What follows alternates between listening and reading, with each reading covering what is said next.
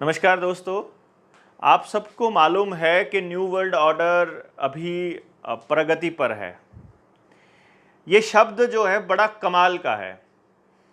3 बार इसको इस देश का प्रधानमंत्री बोल चुका है। लगातार टेलीविज़न में, अखबारों में, मीडिया के अंदर अलग अलग कार्यक्रम करके फिल्मों के जरिए न्यू वर्ल्ड ऑर्डर को प्रचारित भी किया जा रहा है अंतर्राष्ट्रीय स्तर पर। यूनाइटेड नेशंस के देशों में जितने भी वहाँ बैठे हुए हैं, चाहे डायरेक्टर जनरल हो, चाहे कोई और हो, सभी के सभी न्यू वर्ल्ड ऑर्डर का जिक्र ज़रूर करते हैं। आप लोगों को लगता है कि न्यू वर्ल्ड ऑर्डर बहुत अच्छा होगा। एक चपड़गंजू बोल रहा था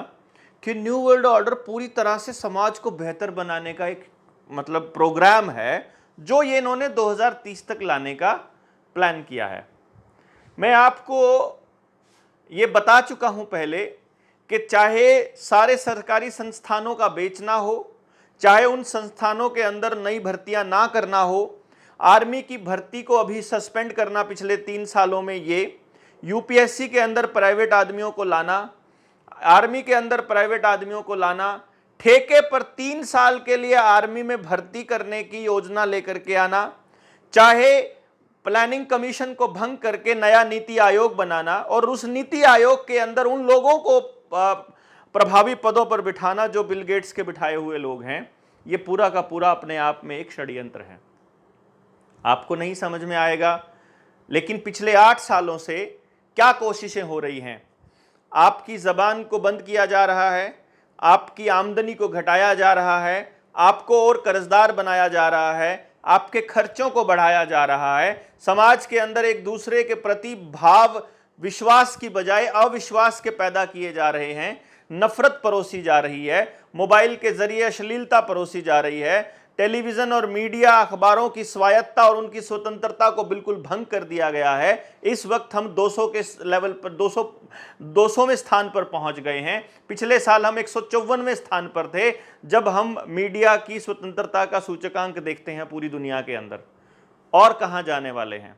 और न्यू वर्ल्ड ऑर्डर क्या करने वाला है। ये जो आपको लगाए जा रहे हैं पहले और दूसरे, और उसका सर्टिफिकेट मांगा जा रहा है, सड़कों के ऊपर सीसीटीवी कैमराज लग रहे हैं, इनका क्या इस्तेमाल करने वाले हैं। बड़े बड़े हाईवेज बन रहे हैं, लोगों को लग रहा है कि ये हमारे लिए बन रहे हैं। चाहे टोल टैक्स का षड्यंत्र है, चाहे आपके गाड़ियों को स्क्रैप करने का षड्यंत्र है, दुकानें बंद करने का, मिस्त्रियों को बर्बाद करने का, जो नई भारत 6 वाली गाड़ियां ला करके भारत 4 तक की गाड़ियों को बंद करने का, आपके दुकानों को आपको लोन दे करके मेक इन इंडिया या किसी और स्टार्टअप के नाम पर, और उसके बाद आपकी कमाई को छीन लेना लॉकडाउन लगा करके, ये गर्मी का बहुत बढ़ना, गर्मी के कारण स्कूलों का टाइम चेंज होना, ये सब का सब न्यू वर्ल्ड ऑर्डर के लिए आपको तैयार किया जा रहा है, जिसके अंदर सर्वेलेंस स्टेट और आपका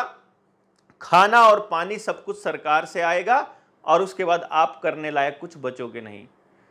अभी डॉक्टर सूजन से बात हो रही थी मेरी थोड़ी देर पहले, उन्होंने मुझे बताया कि 100% लोगों को जिन्होंने 2 ले रखे हैं, एक वालों को भी, लेकिन जिन्होंने 2 ले रखे हैं उनको 100% उनके शरीर की जो वाइटल हैं वो सारे के सारे डिफरेंट आ रहे हैं और उनको असर होना शुरू हो चुका है। आप सोचिए कि आने वाले वक्त में जब आपसे काम बनेगा नहीं। थोड़ी देर पहले मेरी बात हो रही थी एक मित्र से सफीदों के पास गांव से, वो मुझे बता रहे थे कि जिस बच्चे को लगाया गया स्कूल के अंदर जबरदस्ती, उसके पापा ने प्लान कर लिया था कि लठ लेकर के मास्टर की टांगड़ी तोड़ के आएंगे, लेकिन बाद में किसी ने समझाया कि उससे तुम्हारे ऊपर केस हो जाएगा, इस मास्टर के ऊपर एफआईआर करवाएंगे हम लोग, जिन्होंने जबरदस्ती बच्चों को स्कूल में रोक करके रखा था कि तुम्हारे नंबर नहीं लगेंगे नहीं तो, अगर तुम नहीं लगवाओगे तो इसी चीज के चलते ये क्या चीज है ये, कि जब उन्होंने मुझे बताया कि उस लड़के की माँ और बाप ने लगवाने से इसलिए मना कर दिया था क्योंकि ईब तो उस पे, उसकी माँ पे एक टोकरा सानी नहीं बेच दी। ये बाहर के लोग नहीं समझ पाएंगे हरियाणा से, लेकिन मैं बता दूं कि जब हम अपने पशुधन को जब हम चारा डालते हैं तो उसको एक टोकरे में डाल करके, और अगर कभी उसमें खड़ बिनोड़ा या कुछ और मिलाना होता है, उसको हम लोग सानी बेना कहते हैं। तो एक टोकरा तक संभल नहीं रहा, यानी कहने का मतलब है आप ट्रांसपोर्ट में चले जाइए, लोगों को गाड़ी चलाते हुए हार्ट अटैक्स हो रहे हैं। आप स्कूलों के अंदर बच्चे प्रार्थना में चक्कर खा खा के गिरने शुरू हो गए, 8-8 10-10 बच्चे नॉर्मल हैं प्रार्थना में गिरना, तो स्कूल वालों ने प्रार्थना करवानी बंद कर दी है। अब आपको ये नहीं मालूम पड़ेगा कि किस किस के साथ क्या क्या हो रहा है,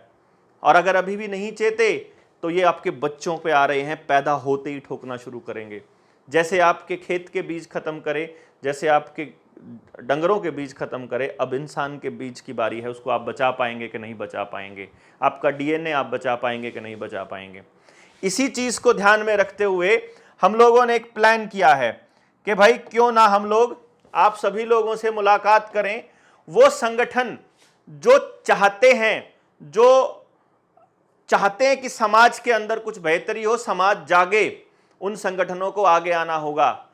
12 और 13 तारीख को, 12 और 13 मई को वीरवार और शुक्रवार पड़ता है, जाट धर्मशाला कुरुक्षेत्र में एक सेमिनार होने जा रहा है। जनता सरकार मोर्चा के जो लोग हैं वो उस सेमिनार को संबोधित करेंगे। डॉक्टर तरुण कोठारी आएंगे, कपिल बजाज आएगा, खेती के ऊपर सुनील आएगा, सुनील शर्मा, जिनका चैनल है healthy India, natural India, healthy India. वो वर्ल्ड इकोनॉमिक फोरम का जो आपराधिक गिरोह है,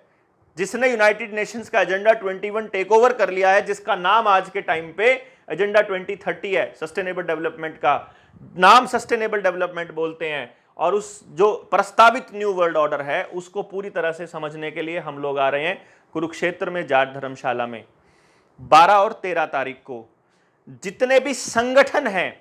यहां पर हम लोग भीड़ इकट्ठा नहीं कर रहे हैं, यहां हम उन संगठनों को इनवाइट कर रहे हैं, निमंत्रण दे रहे हैं, क्योंकि ये मेरे बच्चे की शादी का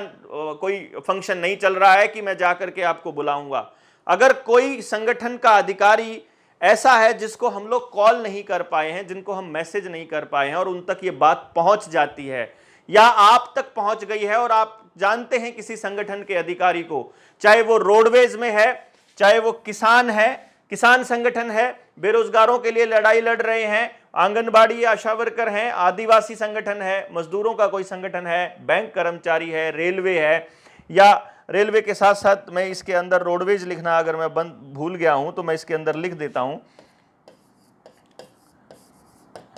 रोडवेज में केवल हरियाणा रोडवेज की बात नहीं कर रहा हूं, कोई भी रोडवेज का कर्मचारी है जो किसी भी रोडवेज में, चाहे डीटीसी में है, चाहे सीटीयू में है, चाहे आप महाराष्ट्र की रोडवेज में काम, मतलब यूनियन के अधिकारी हैं या पदाधिकारी हैं या उनको रिप्रेजेंट करते हैं, या आप पूरे भारत में कहीं भी धरना दे रहे हैं, शिक्षक हैं, पर्यावरणविद हैं, पर्यावरण को बचाने के लिए भी पूरा खेल होने वाला अभी क्लाइमेट के नाम पर बहुत बड़ा, ट्रांसपोर्ट वाले हैं, सफाई कर्मचारी हैं, पशुधन गौ माता की रक्षा के लिए आंदोलन चलाया हुआ है या कोई संगठन बनाया हुआ है, कोई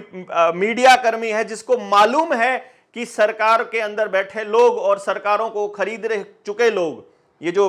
बड़े उद्योगपति हैं, इन लोगों ने एक प्रोपेगेंडा चलाया हुआ है कि ये वाली खबरें नहीं दिखानी है, सच्चाई नहीं दिखानी है, केवल कुछ और ही दिखाना है, चल कुछ और रहा होता है और वैसे कुछ और हो रहा होता है। जैसे हम छोटे बच्चे को भगाने के लिए कोको का इस्तेमाल करते हैं कि वो चीज पीछे लकोली कर दी, कोको ले गई, वो बच्चा ऊपर देखता रहता है। इस तरह से